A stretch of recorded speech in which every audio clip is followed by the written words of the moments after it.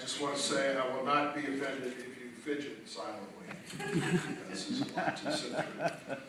I really appreciate the American Association of University Women and the Friends of Handley Regional Library for setting up this event. I know the kind of work that these events take. I do want to clarify that when you get to the ballot, to the voting place in the 29th district, you're going to find Dr. Mark Berg and Larry Lamar Yates. He is not running against President Obama. He's also not running against Delegate Minshew, though they have pretty different positions on the transportation bill.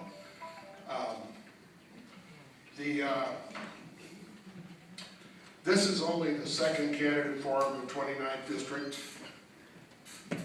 In June, soon after Dr. Berg and I got on the ballot, I wrote to him to suggest that we agree on a format for a series of forums.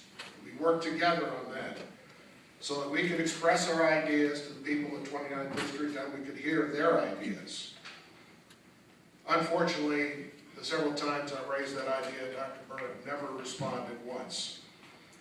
So my campaign went ahead with several public forums on disabilities, on youth, on the environment.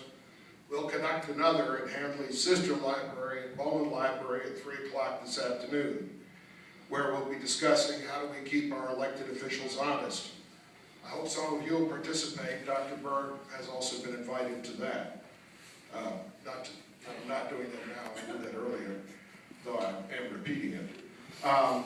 I understand that my events are not news, as they would be if both candidates had chosen to be president.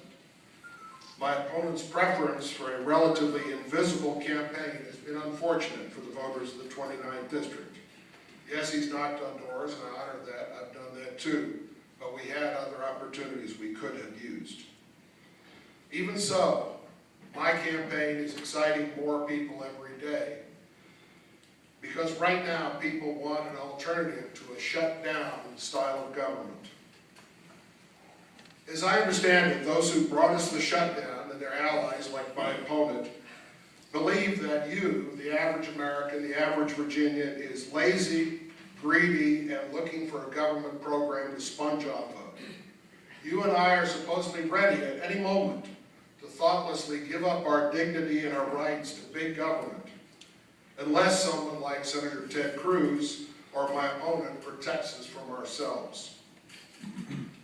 That just doesn't describe the Virginians I've worked for over the years. And I've worked all over Virginia. I've lived in Virginia since I was 14, lived in Richmond, lived in Fairfax, and lived here in the Valley. My neighbors, the Virginians I know across every spectrum, wouldn't give up their rights and their dignity easily. But they also recognize when someone really needs a hand, when someone has earned a benefit after a lifetime of hard work, or when a program like good schools or good roads benefits everyone. Practical people know that government is not a genie that should or can grant all our wishes. But we also know that government is not our deadliest enemy. Government is a tool that our ancestors created and passed on to us. Ronald Reagan said, trust, but verify. It's a good principle, whether you're dealing with foreign nations, or with government, or with political candidates, I suppose. I've been an efficient and vigilant watchdog of government.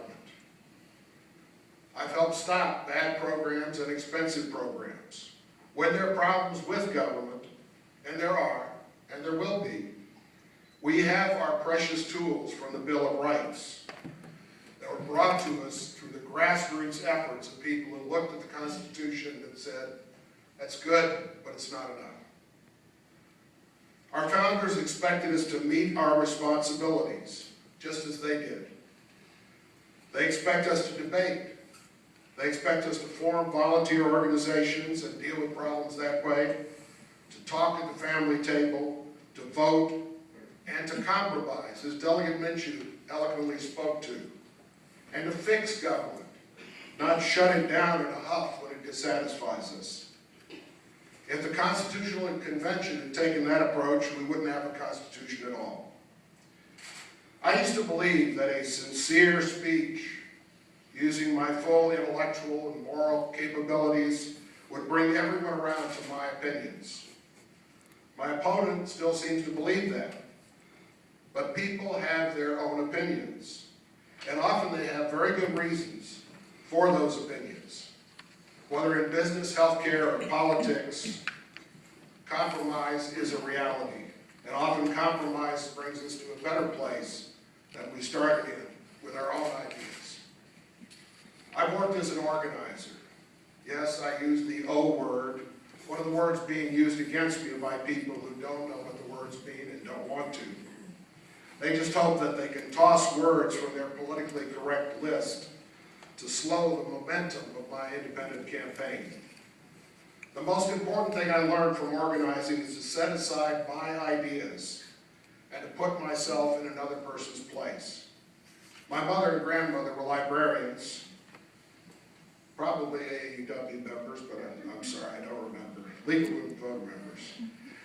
They didn't force their book choices on patrons. I don't force my ideas on anyone. Instead, I've worked to help other people achieve the goals they chose for 3 decades. I've done this day to day in neighborhoods, with grassroots movements seeking to influence national policy. I could give certain movements some advice now. And I've helped influence the process at the General Assembly, from my first visit in the early 1980s to recent work to end payday lending in Virginia. I've worked with grassroots Virginians to influence legislation at every step of the process, from developing the initial idea through the labyrinth, the delegate Minchin knows well, of subcommittee, committee, amendments, negotiations in the hallways, to a final bill, or finally blocking the bill. I call this the housework of maintaining our republic, because it's never done. Right now, our whole nation is suffering because people who are, like my opponent, very intelligent, very able to dissect and discuss ideas, but lack the patience for housework. Shutting down my government, threatening our economy, is not just wrong, it's ineffective. Sure, desperate times call for desperate measures, but the desperate measures are supposed to make the desperate times better. Drama has its place in politics, but drama has to move towards a solution. These are lessons I have learned over these decades of work with organizations, with government, with community, with volunteers. Sometimes I learned them the hard way, but I did learn them. If I'm elected, I will go to the General Assembly far more prepared than most new members. I will go there with realistic expectations and with the real needs of this district in mind. I will strengthen, not oppose, regulations to keep our Shenandoah River a global treasure for you and generations to come. I'll help, not oppose, feeding and housing innocent children and make sure they are not the first victims if we have to cut budgets. I'll help strengthen our business climate by supporting transportation and schools that put teaching, not testing, first. I want to thank Delegate Minchin for mentioning a lot of my issues. I will help hardworking people living on low wages and free up our emergency rooms by supporting Medicaid expansion. I will respect the private health choices of women. I will approach budgets and taxes with my mind, not with a saber. Above all, I will remember that every day I have a serious responsibility to the people of the 29th District and to finding real solutions for their real problems, and that a key part of finding those solutions is listening to and learning from you. When you vote on November 5th, you will be making a hiring decision. You'll be choosing someone to work for you for 2 years. I believe if you make that decision with an open mind and open heart, thinking practically and compassionately, you'll vote for me, Larry Lamar Yates, on November 5th. Thank you.